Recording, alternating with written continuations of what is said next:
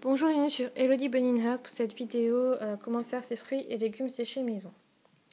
Alors comme ça, vous aurez besoin d'une planche à découper, d'un couteau et de sopalin. Je vous mettrai en barre d'infos l'article de Marguerite ici sur les fruits et légumes à faire sécher maison.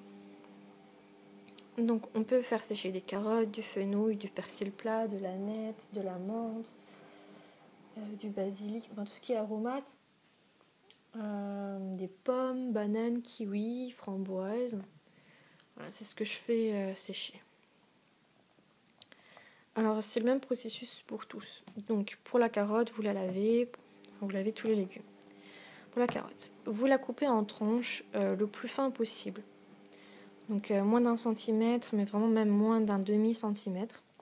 Voilà, 5 mm, 4 mm et tout.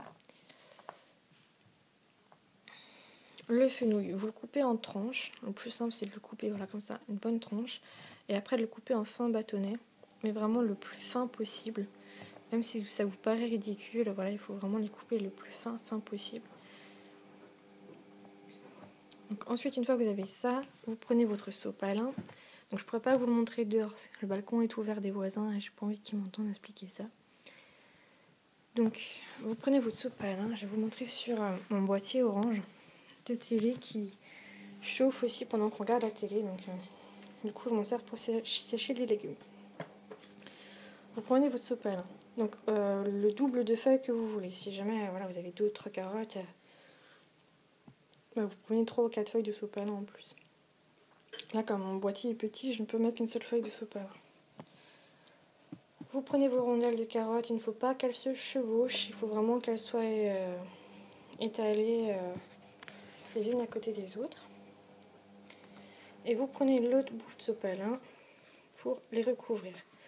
Comme ça, le sopalin va vraiment absorber toute l'eau de vos légumes. Si vous utilisez du papier journal, je ne vous le conseille pas parce que l'encre qu'il y a sur le papier journal risque de se déposer sur les légumes que vous séchez. Voilà. Alors après, l'hiver, vous pouvez faire ça sur vos radiateurs si vous avez un bord assez large. Donc il suffit de mettre un carton et de poser le sopalin par-dessus. Voilà, pour éviter que l'eau soit quand même en contact avec le radiateur. C'est un conseil. Et l'été, vous pouvez le faire sécher au soleil sur vos balcons ou sur les rebords de fenêtres. Voilà, donc il faudra mettre toujours des poids pour pas que le sopalin s'envole. Donc voilà, le premier jour, vous le laissez sécher comme ça toute la journée. Le lendemain, vous changez de sopalin pour que celui-là qui est plein d'eau, vous pouvez le réutiliser à la limite pour en refaire une tournée.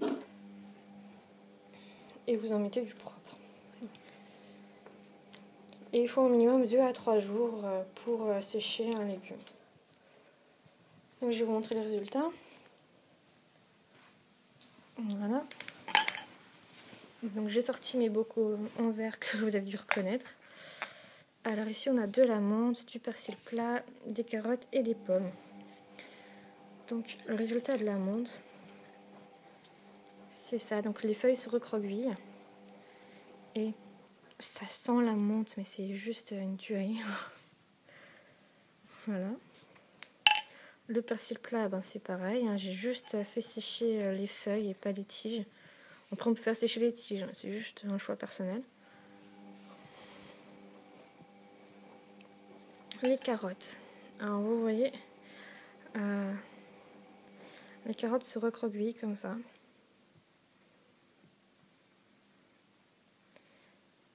Voilà. Désolée pour la qualité. Pourtant, c'est avec mon iPad que je filme. Et je sais pas pourquoi il y a tous ces points là. Je trouve ça vraiment nul. Et les pommes, donc pareil pour les pommes. Bon, les pommes, par contre, elles sont restées molles. Mais c'est sec, donc il n'y a aucun souci. Alors pour la conservation, moi j'utilise des bocaux en verre et après je les mets donc dans ma boîte à friandises qui les protège de la lumière parce qu'il faut absolument les protéger de la lumière.